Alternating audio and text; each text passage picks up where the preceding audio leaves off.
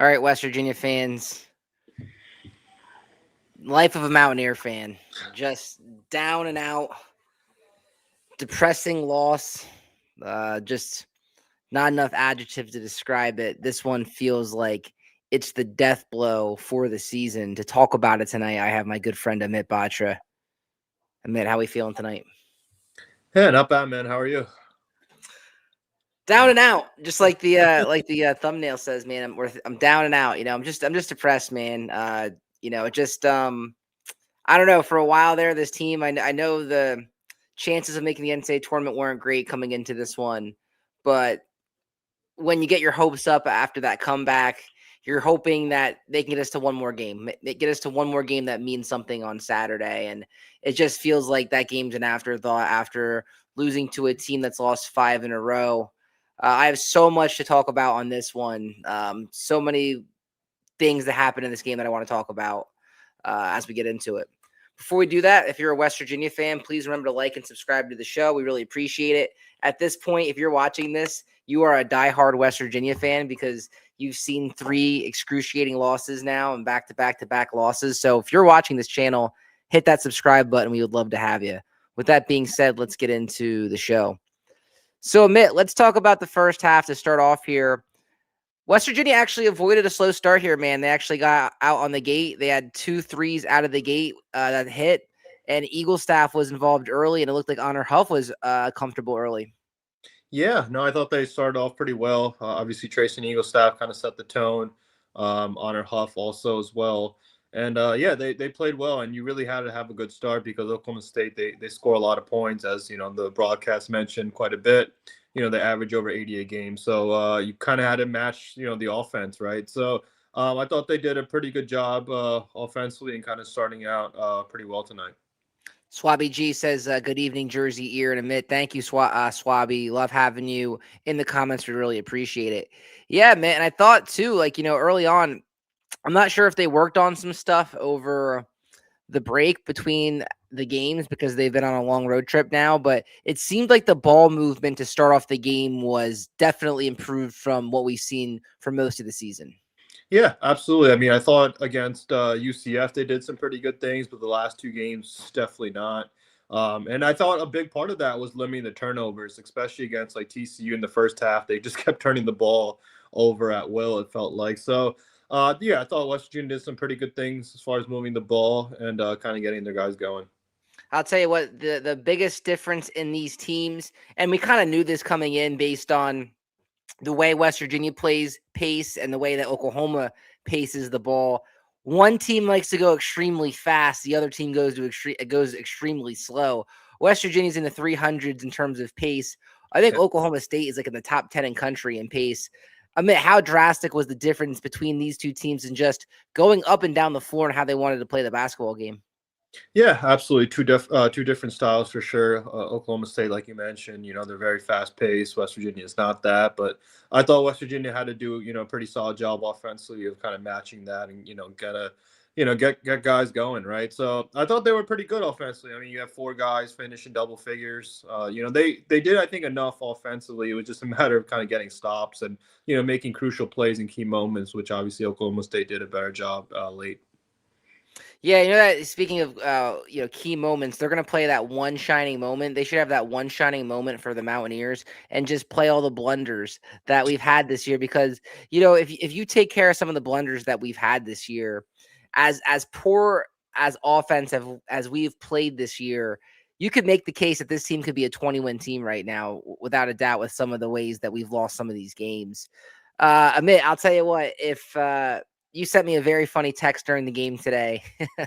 To take a drink if when West Virginia fouls a 3-point shooter. I mean, it's almost getting ridiculous at this point with our defensive guys fouling a 3-pointer and putting them on the line. Yeah, and I think that comes down to discipline, right? I mean, it's happened now multiple games, and it's happened multiple times in multiple games. So obviously, it's not a trend that you like to see. Oklahoma State did a great job at the line tonight, right? Getting to the line, and that was a big difference. West Virginia did not do that, and then when they did go to the line, they missed free throws, which has been a common occurrence, right? So just not the recipe for success, and those details play a huge part in the result. I'll tell you what, the game really shifted in the first half when Oklahoma State started getting into the paint. Oklahoma State, I think, is second in the Big 12 in paint scored. Vukovic, he for a second there was 4 for 5 in the field and scored 8 straight points for Oklahoma State. He caused major fits for West Virginia. And once Oklahoma State started exposing the paint, they went on a very big run. And then you blink, and West Virginia's down 13 to 15 points. Yeah, absolutely. I think the Cowboys did a great job of getting the paint in the first half, and they built that lead. I think they led by as many as 14 points tonight, and yeah, I think West Virginia really coming out of the first half really had to make some adjustments as far as limiting that, which I think they did a better job in the second half, and then obviously kind of getting things going inside themselves, which I think they did a better job as well in the second half. And then West Virginia, just not getting to the free throw line at all in the first half. I guess it's not that surprising. They attempted 21 3-pointers, which is surprising because they haven't been able to hit their 3-pointers in the last 8 games. It's been a very big struggle for the Mountaineers.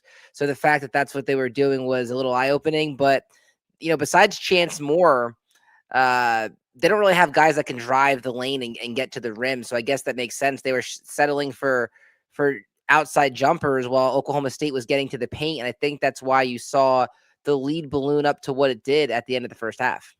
Yeah, absolutely. You just kind of wish the performance would all come together for one game, right? Where they're either they're making shots and they're actually attacking the rim and getting to the foul line. But it seems like it's kind of one or the other most nights, right? So yeah, I mean, it's The story of our life as far as West Virginia sports. It reminds me of the football team years ago. yeah, uh, so it seems like when we have an offense, we don't have a defense, and when we have a right. defense, we don't have an offense. In this game, we usually don't have an offense, and we have a great defense, but we didn't have a defense tonight, but we had a great offense. It makes no sense. Yeah, absolutely. And they just had to make some stops in key situations because I mean, obviously Oklahoma State, they're a team that scores a lot of points, but we've seen a lot of teams that have limited them recently, especially Colorado just beat them and held them pretty low scoring. So it's possible, but yeah, West Virginia really defensively tonight, they didn't do, as good of a job as you would hope. Yeah, it's frustrating. You mentioned that. You mentioned it. It's almost like the last 3 games have turned into teams get right game. West Virginia's been the get right game. I hate to say Yeah. that. It's hard a pill to swallow because you were 500, now you're a little bit below 500 in conference play after losing 3 in a row. But you talk about Utah, a team that hadn't won a game on the road in 399 days, and then you talk about a team that lost 5 in a row. They get wins over West Virginia when they desperately have no room for error and desperately need wins. It just seems like the bubble has popped for West Virginia. You can't lose some of these games, and they have, and it's frustrating. All right, let's talk about the second half then. All right, so West Virginia for a while, I was messing around with some thumbnails at halftime of some ugly West Virginia thumbnails to put up there. But then I had to change the thumbnail because West Virginia came storming back a bit. Yeah, absolutely. I thought they did a great job, especially early on in the second half, kind of weathering the storm and relying on their guys, Honor Huff, making some threes, and then yeah, I think they did a better job with the interior defense. But there were still some troubling things like the foul line, and then missing some bunnies, which has been kind of a theme throughout the season, which is pretty frustrating to be honest. Yeah, they've missed the buckets around the rim. You've mentioned everything kind of on the notes here. Is they defended the paint better in the second half, and that what caused West Virginia to get back in this game. But it just seemed like anytime West Virginia took momentum in the game, Oklahoma State took the momentum right back, and we just never got comfortable with the lead. I bet we only led in this game for maybe like 3 or 4 minutes. We'll look at the box score after we're done with this, but it just seemed like anytime West Virginia had momentum, the team could not fully grasp the momentum, and Oklahoma State took it right back. Yeah, absolutely. It felt like I think you have it here. Yeah, it felt like a tournament game, and there was a lot of different kind of momentum swings, if you will. But it was an entertaining game as far as kind of if you like offensive, basketball. But I think it was a matter of West Virginia just needing to make stops in key situations, and it was kind of the team that was going to make the stops late was going to be the team that was going to end up victorious, which Oklahoma State did. Yeah, like I said, you mentioned it. It felt like a tournament game when you go down the line, especially as the clock was dwindling down. I feel like the game like ended very quickly. It was 8 minutes, and the next thing you know, it was like 2 minutes. And just Chance Moore and Lorient fighting for rebounds there. I'm disappointed by the loss for sure, but I'm not disappointed by the effort by any means from the team. I think they've been battling back, and I Yeah. think they're very limited with their roster. I think we all are aware of the roster right now, and it's kind of limited, and we're starting to see kind of the true colors of this team. But I did think they fought back.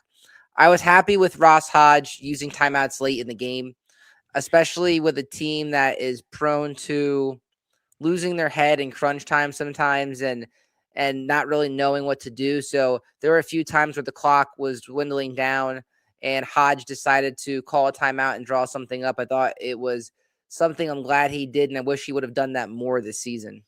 Yeah, I think it was crucial, especially after I think that Utah game when Honor Huff that three at late, right, where you probably could have drawn up something better, right, especially when you had a timeout late to use. So I think there's times where West Virginia is extremely indecisive late, and you don't know what's kind of going to go on. And I thought, yeah, it was a good job of him using that timeout late to kind of draw something up and try to get a good look. But yeah, I mean, it was just a matter of the small things, right? I think Oklahoma State did a better job when they needed to.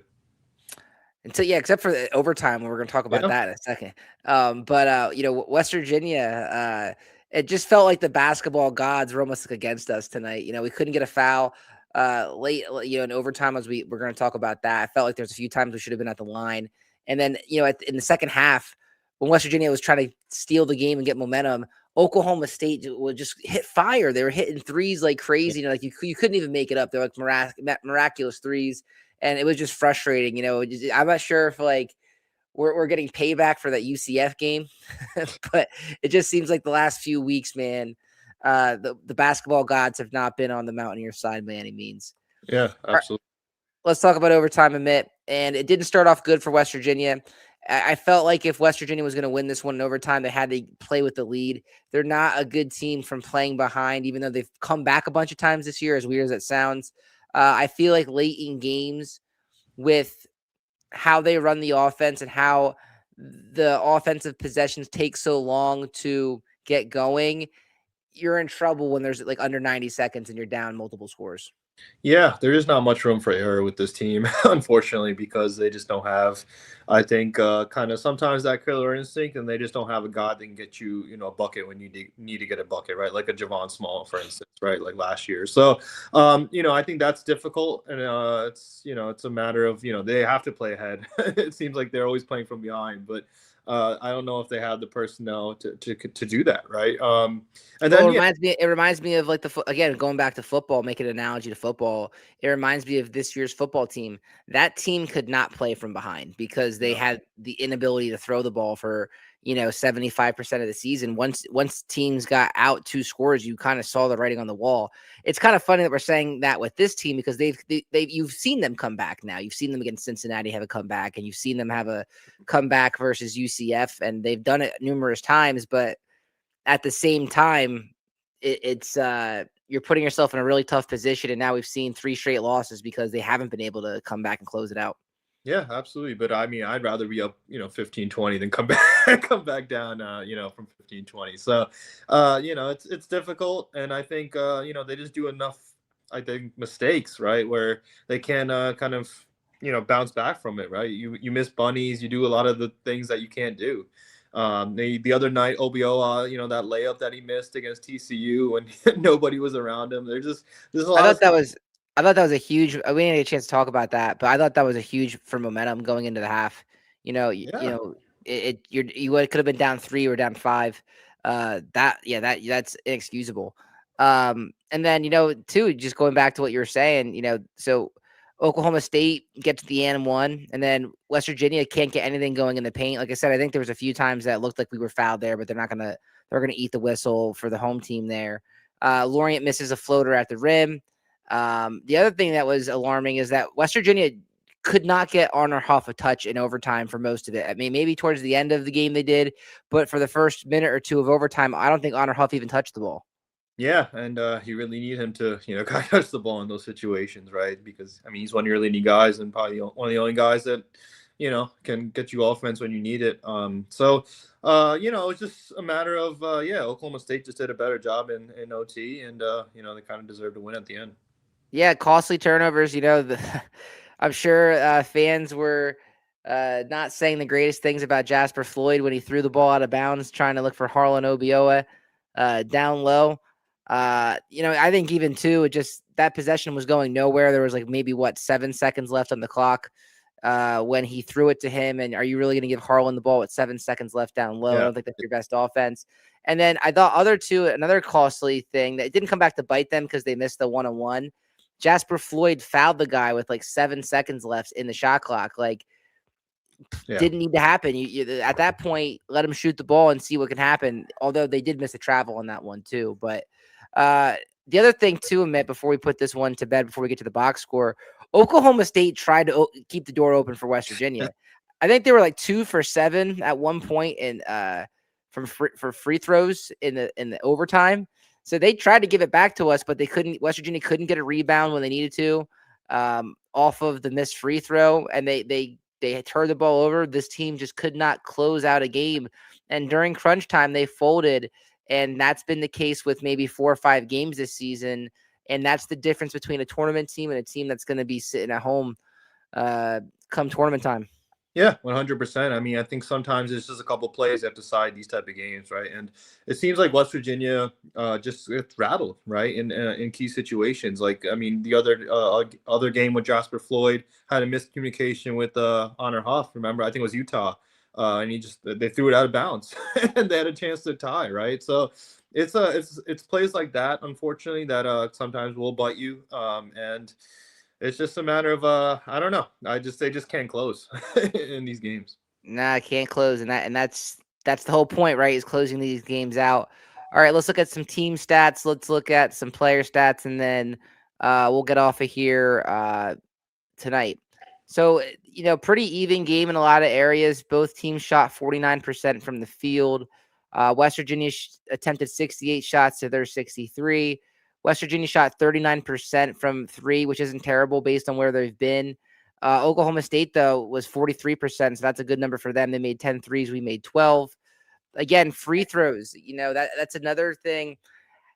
Costly turnovers have cost this team and boneheaded plays. But how many games do you think we could have won if we would have made 5 or 6 more free throws? If we would have just won 75% from the free throw line, Amit?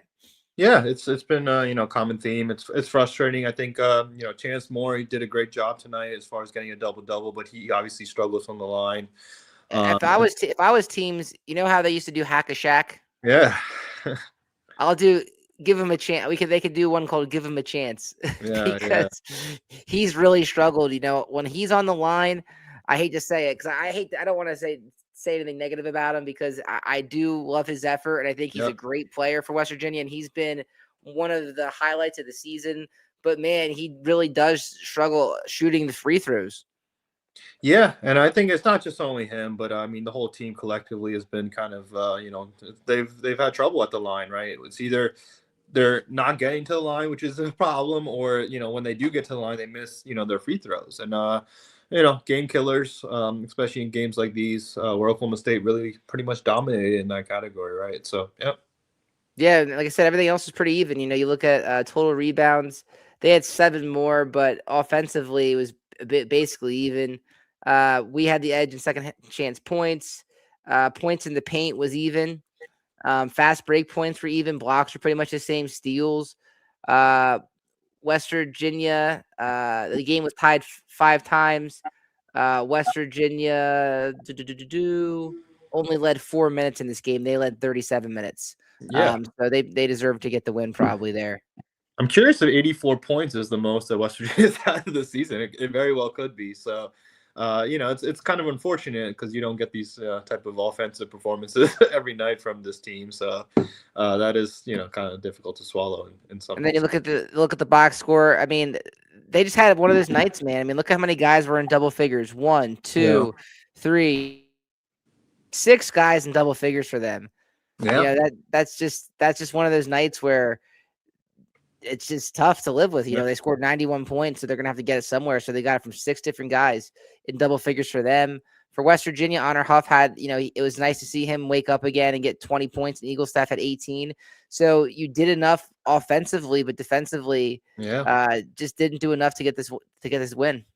Yeah, 100%. Didn't make enough stops. Obviously, had some troubles at the line, and it's kind of sometimes the minor details, right, that make the difference in these type of games. And unfortunately, West Virginia's kind of been on the losing end of them lately, and it's just difficult because that's why I was kind of so frustrating with the Utah result, because I felt like you lose that one, it might snowball, right, and that's kind of what's happened last couple games.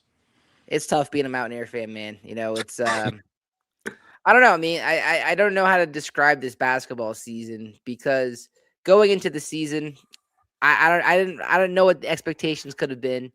I felt like I don't know. I'm just torn, because I feel like this year wasn't a waste by any means. I think it was Yeah. a good first year for Hodge, and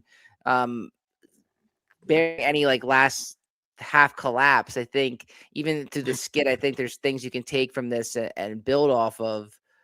But at the same time, it's like, man, like it's been really tough to watch with the offense. I really hope next year they can figure out the offense, because right Yeah. now it's really hard to watch. And I think the other teams in the Big 12 are going to level up. And then you go back to football season, and that was just between the injuries and just how alarming some of the results were. That was disappointing. So I guess it's just chalk it up kind of to just another disappointing Mountaineer football and basketball season. I mean, is that safe to say? Yeah, I think so. I mean, as far as the basketball team, I would say it's been an up and down season. I mean, I thought, the non-conference, I particularly didn't like the way it kind of finished. I mean, obviously there was some games that got away from them, but then, they did enough in the Big 12 to get you excited, beating Kansas, and then obviously getting some other wins like UCF, and, they get right on the bubble. And I think they took advantage of the Big 12, at least in the middle of the pack, being a little down maybe, compared to some other years. And but yeah, I mean they've had some struggles, and everybody knows kind of the struggles, the offense, the free throws, the turnovers, a lot of the same things have been over and over. And I think Ross Hodge has probably gotten the most out of this team that he could have gotten this year, based on the roster, right? There are limitations with the roster, everybody knows that. And I think it's a pretty average team. I wouldn't say like they're one of the better West Virginia teams or anything like that, but I think he got as much out of this group as he probably could have. Because let's face it, even if this team made the tournament, they're not going to do anything. yeah, it's like, Yeah. I think this for me, just like, all right, like even though I know that in the back of my mind, I just want to be relevant in something again. You Just just want to seeing get your name back on to it, right?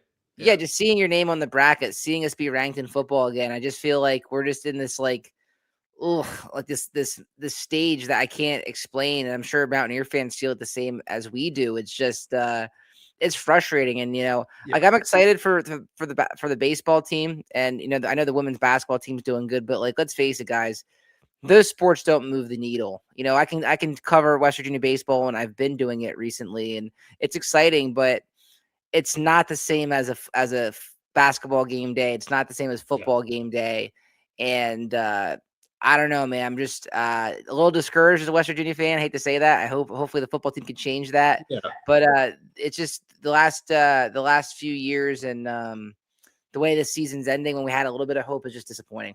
I mean, yeah, football and basketball are the big two revenue sports, right? And everybody obviously knows that. And it's been a difficult stretch. And I think, just the way the last year ended for West Virginia, not making the tournament, having your coach leave, I think it's all kind of boiling up, right? And everybody just kind of wants to get back to the point, where you're being competitive and you're excited for March and you want to get in that dance again. So I get it. I'm the same way, but I also understand that, the roster it is what it is with this roster this year. And they probably have done the most that they could have with this group. Yeah, they got us to baseball season. They got us to spring football. Yeah. So I know I'm excited to hear Rich Rod. Rich Rod's going to speak to the media next week. They get to go next Saturday. There'll be baseball to cover. I mean, there's still some of this game. I mean, if they beat BYU, who knows? They went out and win a few games. We'll see. I mean, we'll finish this. There's only 3 games left, but anyway. I appreciate you having on tonight, man. Thank you for coming on. I really appreciate you not only coming on for this show, but you've been on pretty much every Big 12 basketball post game this year. So I definitely appreciate you hopping on here and taking the time to come out. With that being said, if you guys are West Virginia fans, again, Please remember to like and subscribe to the show. We really appreciate it. We'll talk to you guys next time on the Jersey Ear Show.